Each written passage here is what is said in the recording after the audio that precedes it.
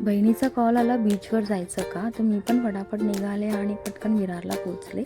जय उभाच होता डोरवरती वेलकम करायला. फटाफट रेडी झालो आणि आम्ही बर्नाळा बीचवर जायला निघालो. जाता जाता रस्त्यात सुंदर असं हनुमानाचं मंदिर होतं. बीचवर पोचल्यावरती वियोम आणि जय इतके खुश झाले की खूप दिवसांनी बीचवर गेलो आहे. आणि तिथे हॉर्स कॅमलला बघून वियोम एन्जॉय करत होता. हवा इतकी होती की आम्हाला वाटलं वियोम आता उडूनच जाईल, पण त्याला आम्ही पकडून ठेवलं होतं. त्या पाण्याच्या लाटा पण इतक्या मोठमोठ्या होत्या की मी जयला पाण्यात सोडलंच नाही. हात पकडूनच त्याला भिजवून मी बाहेर आणलं.